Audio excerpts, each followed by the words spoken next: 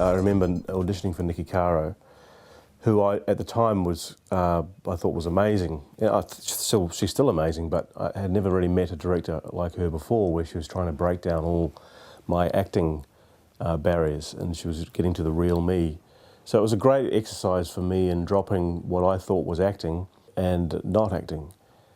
And the final result I thought was a great piece of drama, because she allowed me to really explore where I wanted to go with Miles, the character.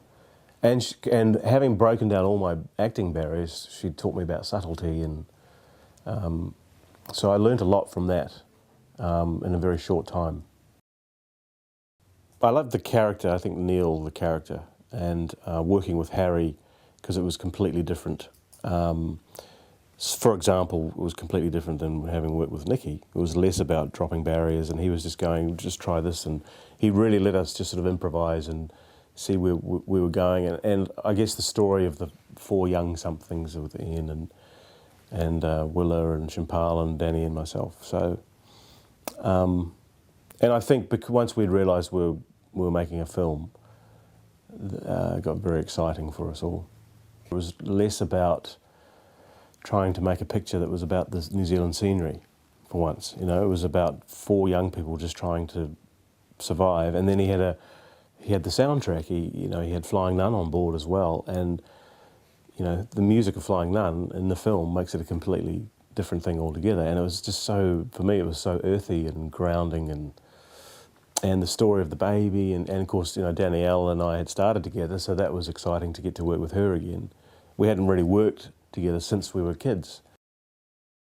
When I first got cast, I was very excited because it was, you know, the biggest show in New Zealand history by then, and it was prime time, which I'd never experienced.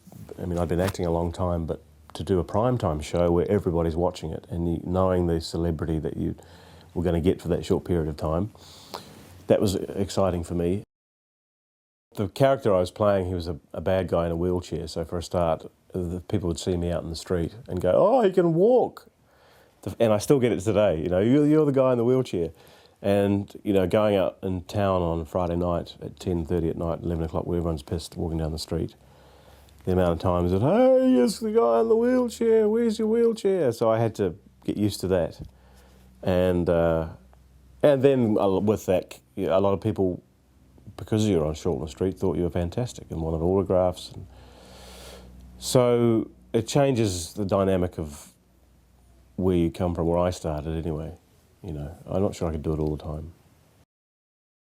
It was a different beast altogether, and I had to sort of step up to work with the Americans, and I had auditioned for the show about 8, 9 times.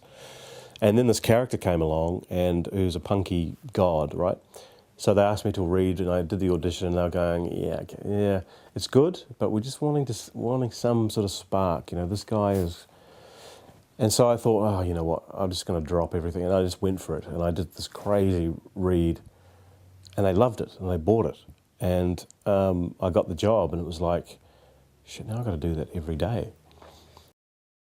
Strife for me was the great learning curve about trusting myself as an actor, trusting that what I do will work, trusting that if what I do doesn't work, the director will say that's not working, and you just get over yourself and you try again. So for me, it was about it's safe for me to do what I think, and then it's okay to have it be wrong and try again. That's basically what I got out of it. And so now, if a director says to me, "No, that's not working," I don't get all offended and shy and become a New Zealander and go, "Oh God, I feel I can't do it anymore." I just go, "Okay, well, what should we do? How do we fix this?" It was very intense. I think part of that was because my character was fairly neutral, and the subject matter of the show about, you know, babies dying and people crying, and the way, I guess, Christine liked to work, which is another aspect of directing that I'd never really experienced before, where it was all about her relationship with us was one-on-one and very intense about where we're going with this, and so there's a lot more thinking, and not being a thinking actor, I had to really struggle to keep in, whereas I really wanted to say to her, how do you want me to do it? You know, give me an example. But I mean, I don't like that, but if it was getting too thinky, I tended to switch off and I get frustrated. Shooting a séance, I mean, you ask any director, shooting around a table for a start is a nightmare. But then shooting a séance, and we had a week in that studio, and it was really hard work. And I came away going, I just don't, this isn't me. This is not why I do this. And it's no disrespect to Christine or anybody else. I just found it so hard that I kind of was going, I'm not this kind of actor.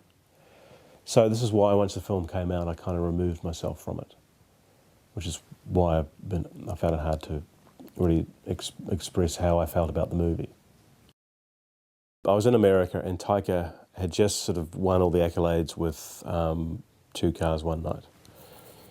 And we knew each other, but we didn't really know each other. We knew each other to say hello to, and he emailed me or rang me and said, would you like to be in this film? And because of the success he'd had, I just said, yeah, I'll do anything, whatever you want me to do. To me, he's just got something about him that is so unique. We've never really had it in New Zealand before, so I just totally jumped on board. The nature of the film, once again, wasn't a movie about this is New Zealand and this is our scenery. It was just a film that this guy wanted to make, and he had funny ideas, and it was really funny. And I'd never really played a character like that before. A guy who does really bad impressions, you know. But Taika said to me, okay, just send me a little demo of your bad impressions. So I did. And he said, no, I want you to send me a demo of your bad impressions. Because he said, no, you have to make them terrible. They have to be worse. They have to be worse. Why I think it's working so well, and it's partly because the way it looks, and it's very white. But now that we're getting towards the end of the show, everything's becoming a lot more colourful, I've noticed. But also the soundtrack, you know, whenever Richard Foster's on TV, there's that, you know, with the strings, and which is could be a bit contrived, but it actually works. And there's an underlying tension in the whole thing, and it's the way it's been paced out, direction-wise, camera-wise, the writing, you know. And because the basis of the show is it's all about superficial. This world we're in, everything's great, and yet there's all this underlying stuff going on. What I've really liked about where Richard Foster is going is just the nuances, and whereas 5 years ago I would have done the line this way, now I'm doing it this way with a bit of that. I guess that, what I'm trying to say is a little more sophistication in my performance, especially that character. Whereas perhaps maybe 10 years ago I would have just played him one way, and it would have come from a different, more about the psychosis rather than evil or charming. And I think that's what I remember being told, is that he needs to be charming as well, which was interesting for me to play with. But that's what I really noticed about this character in This Is Not My Life, is how I'm playing him differently to how I would have 10 years ago. I'm discovering new things. For me, it's about those moments when the red light's on and off. I don't want to be the biggest movie star in the world. I just want to do well, go to America, see as far as I can take it. Hopefully set my family up. And basically, I guess, as we all want, is just be respected for what we do.